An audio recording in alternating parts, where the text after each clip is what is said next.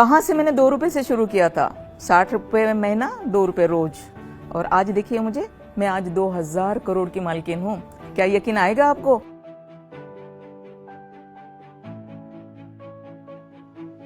मैं कल्पना सरोज, आज मैं आपको अपनी कहानी बताऊंगी। कहाँ से मैंने 2 रुपए से शुरू किया था, 60 रुपए महीना, 2 रुपए रोज, और आज देखिए मुझे, मैं आज 2000 करोड़ की मालकिन हूँ।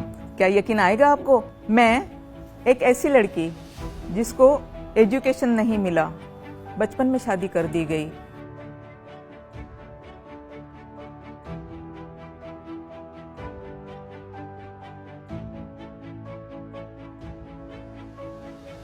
मेरी जिंदगी तो वैसे ही बोझ बन चुकी थी। सब कुछ खत्म हो चुका था, मेरी पढ़ाई खत्म हो चुकी थी, मेरी शादी खत्म हो चुकी थी, और आगे पढ़ने के लिए बाबा कहते हैं, लेकिन ये भी नामुमकिन नहीं था। तो मैं क्या करूं? तो फिर मुझे ऐसे लगा कि मुझे मर जाना चाहिए, क्योंकि ऐसी जिंदगी मेरे किसी भी काम की नहीं है। और फिर मैंने पॉइजन पी लिया।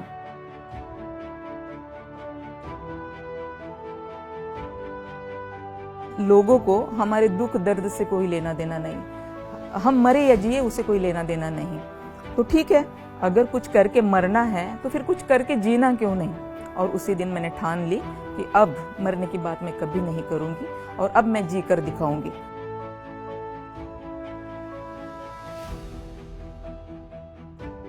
मुंबई आने के बाद में मैं एक होजरी कंपनी में, सनमिल कंपाउंड लोअर परेल, वहाँ पे मैं काम पे लग गई होजरी कंपनी में। वहाँ मैंने 2 रुपए रोज से और 60 रुपए महीने से काम स्टार्ट कर दिया।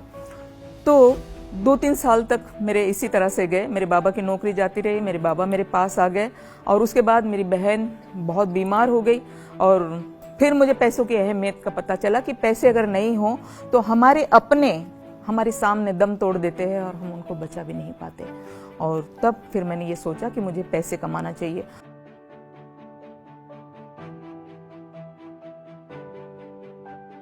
मैंने बुटीक के लिए लोन लिया था, बुटीक स्टार्ट किया, उसी के साथ फर्नीचर स्टार्ट किया। लेकिन उसी के साथ मुझे ये पता चला कि हमारे बहुत सारे यूथ ऐसे हैं जिनको गवर्नमेंट सभी को नौकरी नहीं दे सकती। तो जो मैंने पाया वो सभी को मिले, इसलिए मैंने एक सुशिक्षित बेरोजगारी युवक संगठन बनाई, और उस संगठन के द्वारा उन बच्चों लोगों को भी उसी तरह से अपने कदमों पर खड़ा करने की मैंने पूरी कोशिश की।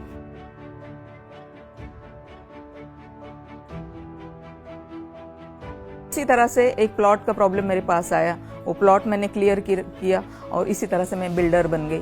लेकिन बिल्डर बनते हुए भी पुरुष प्रधान देश में मेरा बिल्डर बनना, एक तो मैं बुद्धिस्ट हूँ, दलित हूँ, और ऊपर से मैं लेडीज हूँ। 99 की बात है, किसी को कैसे पसंद आ सकता है कि एक दलित महिला आके बिल्डर बन जाए। तो मेरे नाम की सुपारी तक के दी गई।